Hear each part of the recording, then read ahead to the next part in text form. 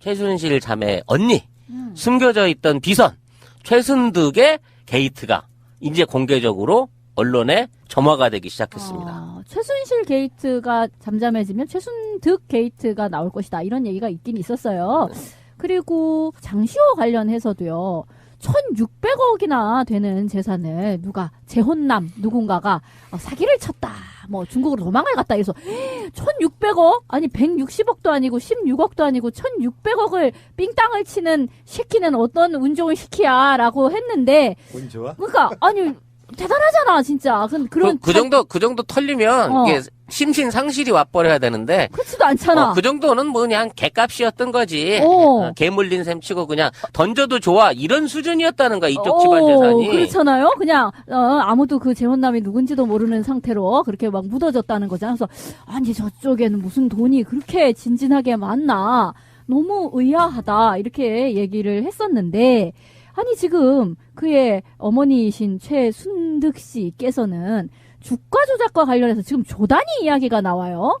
이게 이제 주식시장 안에서 어떤 형태로든 주가 조작을 하는 세력이 있다라는 건 오래되온 얘기예요. 뭐 이명박의 도시락 폭탄 같은 경우도 있었고, 국가 기금을 통한 대기업 몰아주기는 기본인 거고, 일부 주식들을 충동질 해가지고, 돈을 올려서 개미들을 울리는 사태들이 지속적으로 계속 이명박 정부 때부터 이어져 내려왔던 게 이거는 이명박근혜 정부의 일종의 캐시카우 같은 걸로 이용이 돼왔던 전례가 있단 말이죠. 근데 그동안은 과연 여기에 직접적인 행동책 그러니까 어떤 놈이 그런 짓거리를 했는지를 사실상 정체를 모르고 있었단 말이에요.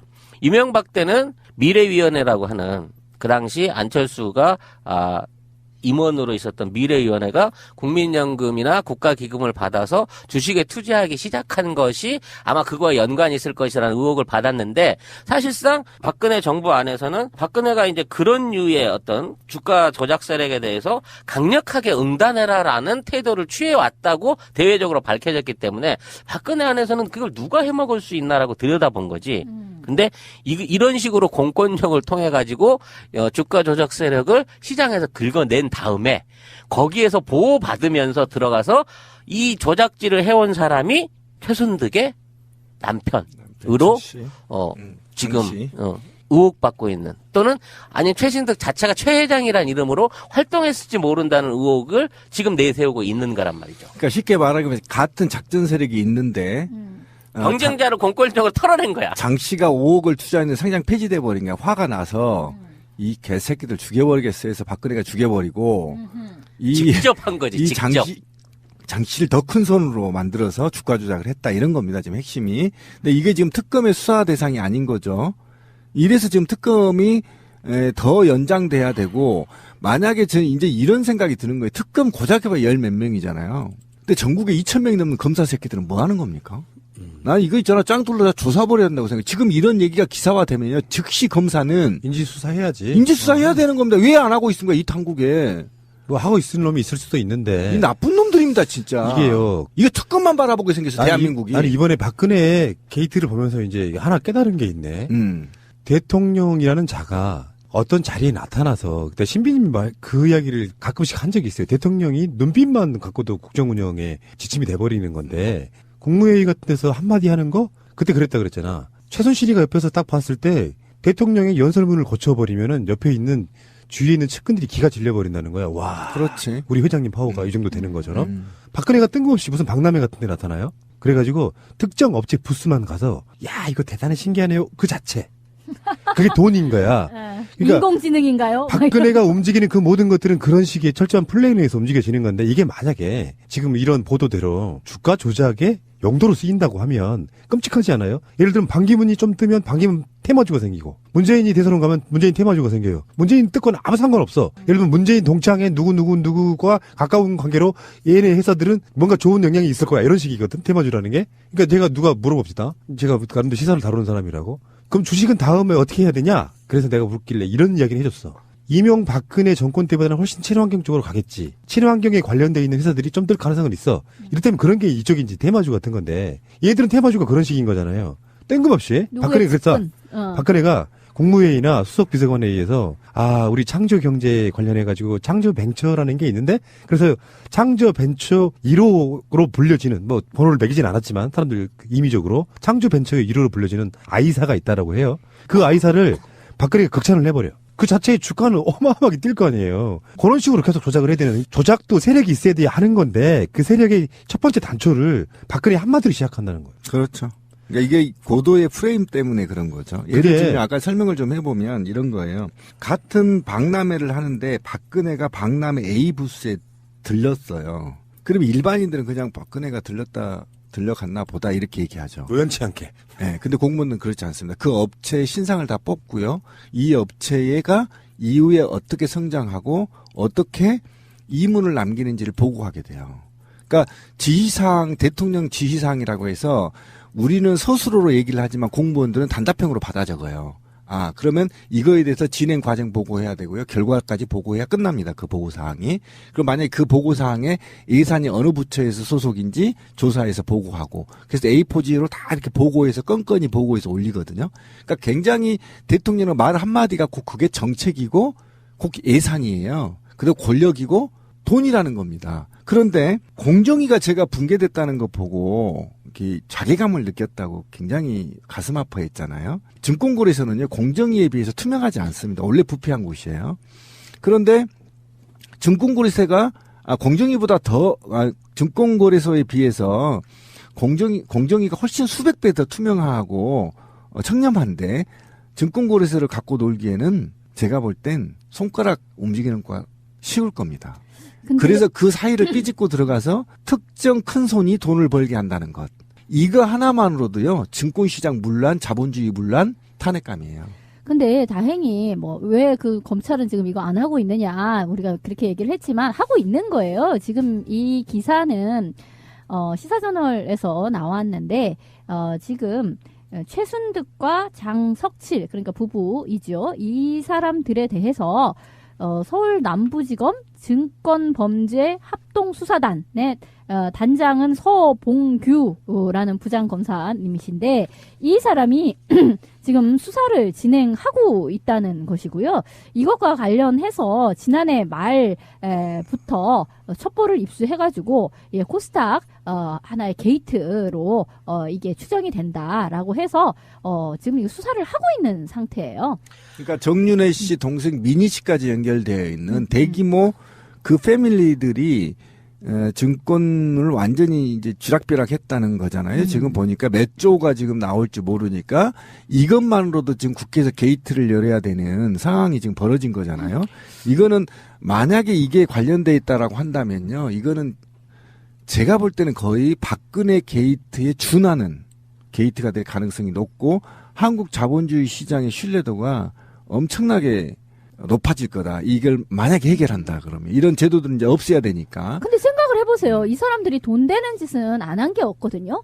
그런데 이거는 아주 합법적인 지금 판돈이잖아. 주식시장이라는 거는 왜 안 했겠어? 당연히 했지. 이건 뭐 너무 뻔하지 않아요?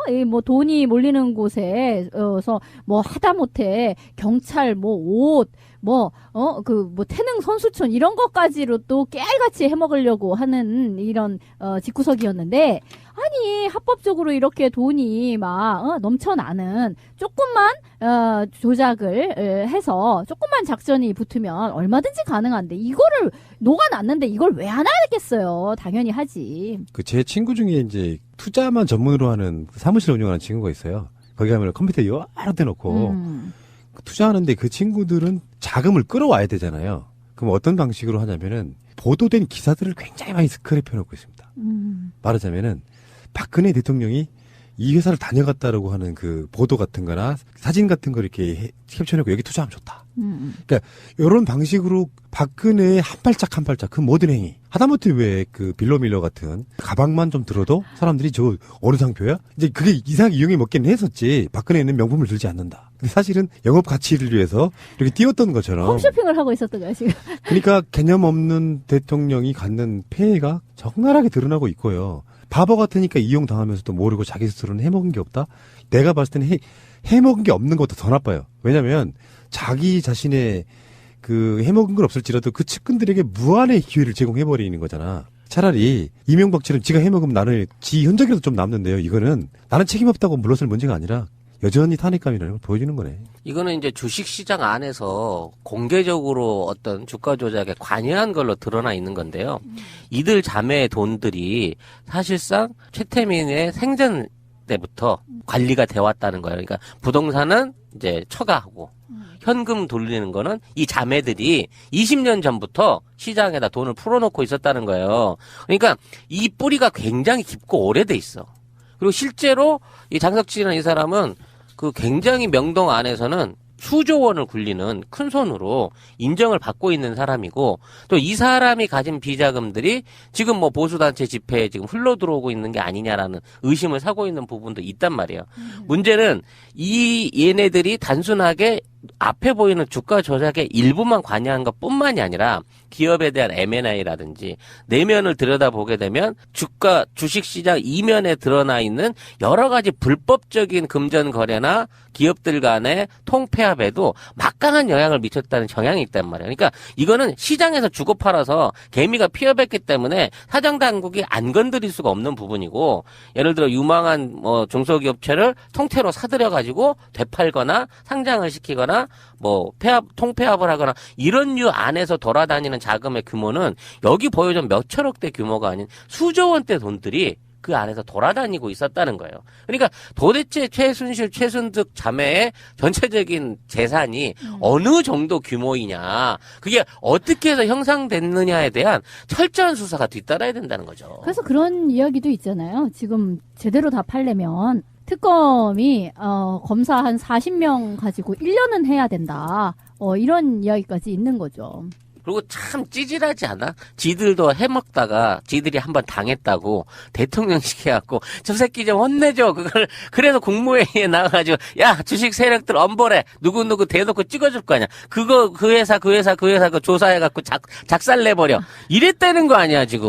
참 나쁜 사람들 이랬겠지. 정치라는 게 참 그런 것 같아요. 우리가 시사 팟캐스트를 해보면서 느끼는 건데 지금까지 우리가 봐왔던 그 모든 것들이 사실은 허상에 가까워.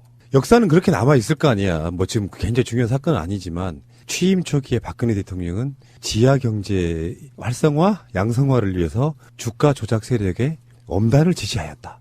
굉장히 바른 분이시다. 그 역사가 남아있는 기록인 거고 뒤에 있는 야사에는 경쟁자를 제거하기 위해서 공권력을 활용해서 업계에 있는 큰 손들을 쳐내셨다.